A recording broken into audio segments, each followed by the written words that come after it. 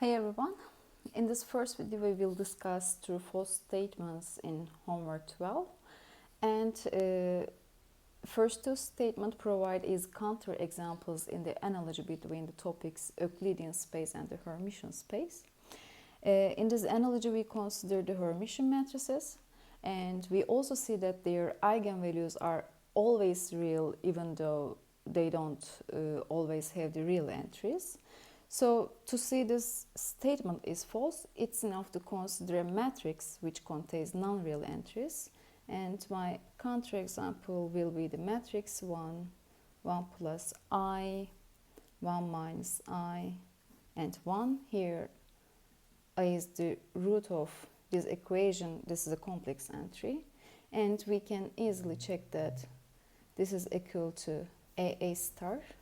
By the A star we mean the conjugate and transpose, or the transpose or the conjugate, it's the same.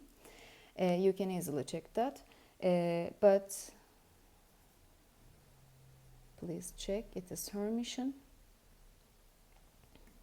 But when you compute the eigenvalues and you see that these are 1 plus minus square of 2, these are real. So the statement is false.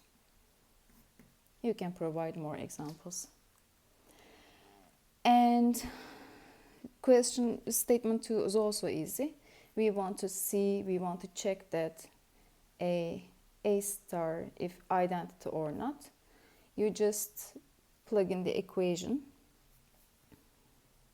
You write A, and the A star will be minus AI, and the conjugate of the real numbers is going to be same. So these entries doesn't change, and the last one will be this one. This is A star. And after this computation, when you plug in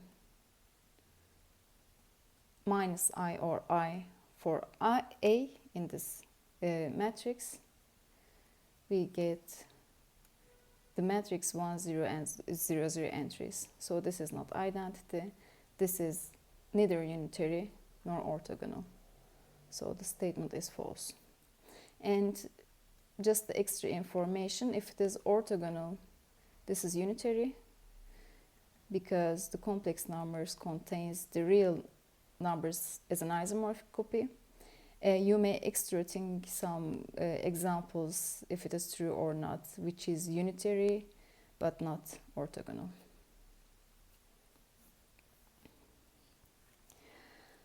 Okay, so from now on, since this exercise, we will see some concrete cases from the last section. The first case is about the wedge product.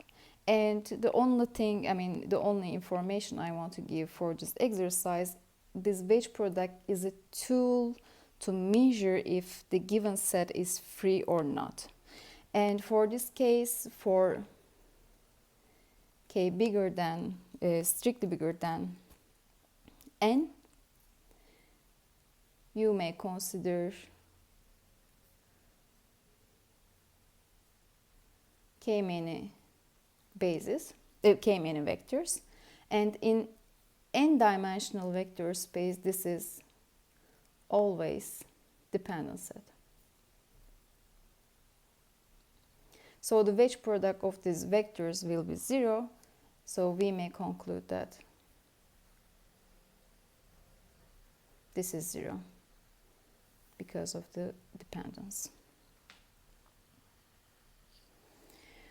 And okay, this statement is true.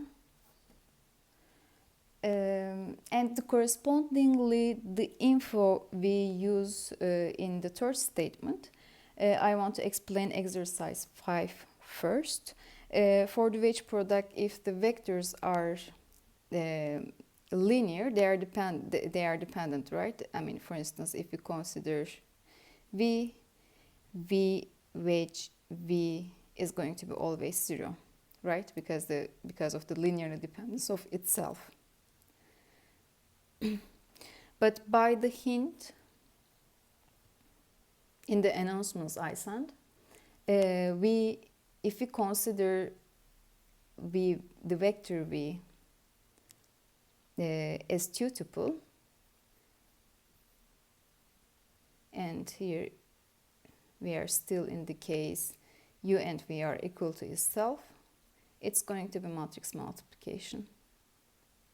So this matrix multiplication doesn't gives us 0. So the statement is false. And finally, in the statement 4, again we use the hint in the announcement.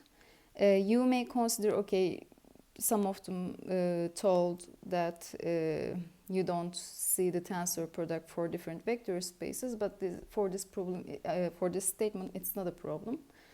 You may consider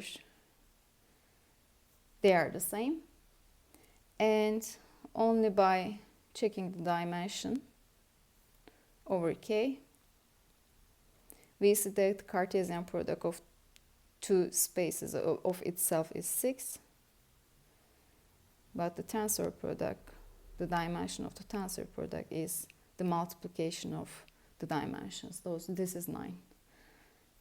Since dimensions are not equal over K, we never get an isomorphism. So this statement is also false. Okay, that's all what I want to say for the true-false statements. If you have any questions, you may contact with us, and see you in the next video. Bye-bye.